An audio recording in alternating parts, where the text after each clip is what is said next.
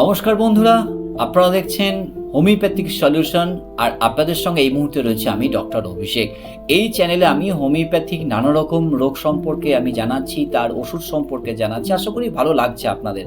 আর অবশ্যই যারা এখনও পর্যন্ত আমার এই চ্যানেলটি সাবস্ক্রাইব করেননি, অবশ্যই একটা সাবস্ক্রাইব করে দেবেন। পাশে থাকা বেল বাটনটি প্রেস করবেন। আর কেমন লাগছে মতামত বক্সে কিন্তু জানাতে ভুলবেন না। আর অবশ্যই যদি ভালো লাগে আমার এই ভিডিওগুলো, তাহলে অবশ্যই একটা লাইক করবেন আর নিচে মতামত অবশ্যই জানাতে কিন্তু ভুলবেন না। আর আজকে যে বিষয়টা নিয়ে আমি আলোচনা করব সেটা হচ্ছে মূলত মহিলাদের জন্য। আমাদের বাড়িতে যে সমস্ত মা বোনেরা থাকে তারা এই রোগটি নিয়ে তারা চরম একটা জায়গায় তারা পৌঁছে যান এবং খুব বিরক্তিকর কিন্তু একটা কারণ হয়ে দাঁড়ায়।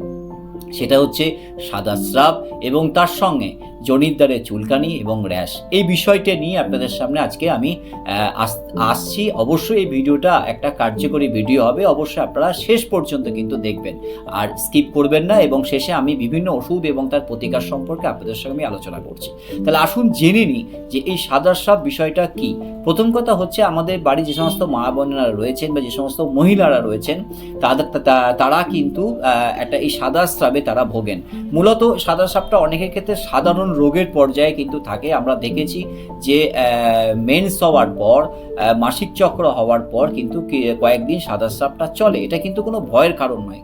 যদি দেখা যায় সাদা স্রাবটা অত্যাধিক পরিমাণে হচ্ছে এবং সেই সাদা স্রাবের একটা বিশ্রী গন্ধ হচ্ছে এবং সাদা স্রাবের কালারটা যদি হলদেটে হয় বা একটু সবুজ সবুজ কালার হয়, তাহলে কিন্তু এটা ভেতরে বুঝতে হবে যে এটা কোনো ইনফ্লামেটরি হচ্ছে বা ইনফ্লেমেশন হচ্ছে, ভেতরে কোনো ব্যাকটেরিয়া বা ভাইরাসজনিত কারণে সেখানে প্রদাহ সৃষ্টি করছে।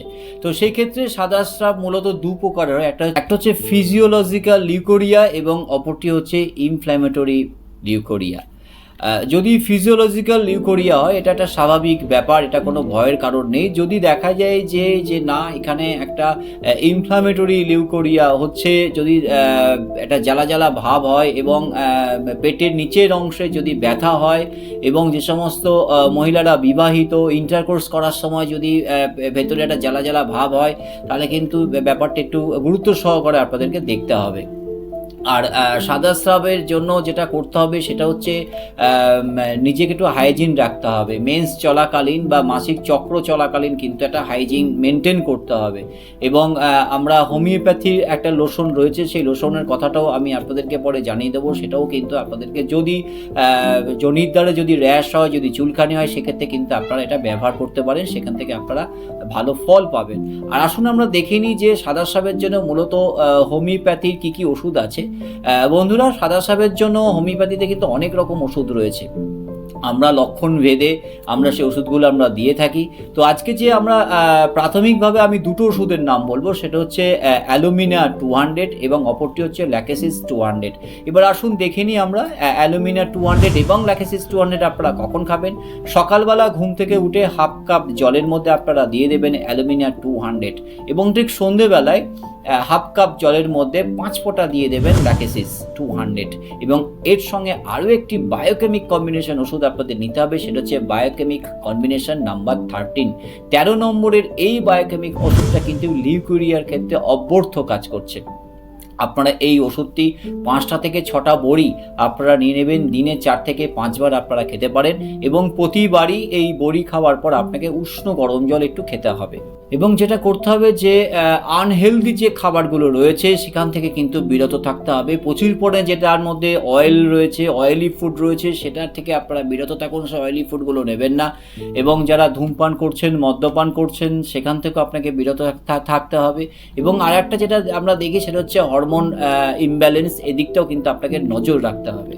আর যেটা বলবো যে যদি আপনাদের জনিতদ্বারে চুলকানি হয়, ফুসকুড়ি হয়, অসম্ভব জ্বালা পোড়া যদি ভাব থাকে, তাহলে এসবিএল কোম্পানির এই ওষুধটা, এই লোশনটার কথা আমি বলবো, সেটা আপনারা ব্যবহার করতে পারেন। এসবিএল কোম্পানির যে লোশনটার কথা বলবো তার নাম হচ্ছে ক্লিন ফিল। এই লোশনটি কিন্তু আপনারা ব্যবহার করতে পারেন একটু জলের মধ্যে। আপনারা এই ক্লিন ফিল, এই লোশনটা এসবিএল কোম্পানির, এটা আপনারা মিশিয়ে নেবেন এবং আপনারা ইউজ করবেন দিনে 3 থেকে 4 বার। তাহলে আশা করি জনিতদ্বারে যে সমস্ত চুলকানিগুলো হচ্ছে বা র্যাশ হচ্ছে তার হাত থেকে কিন্তু মুক্তি পাবেন। কেমন লাগলো বন্ধুরা আমার আজকের এই ভিডিওটি? অবশ্যই যদি ভিডিও ভালো থাকে একটা সাবস্ক্রাইব করবেন, পাশে থাকা বেল বাটনটি প্রেস করবেন। আর ভালো লাগলে অবশ্যই লাইক করবেন আর বন্ধুদের মধ্যে এই ভিডিওগুলো শেয়ার করবেন। ধন্যবাদ। ফিরছি আরও একটি হোমিওপ্যাথিক রোগ প্রতিকার তার ওষুধ নিয়ে। ততক্ষণ পর্যন্ত ভালো থাকবেন, সুস্থ থাকবেন। নমস্কার।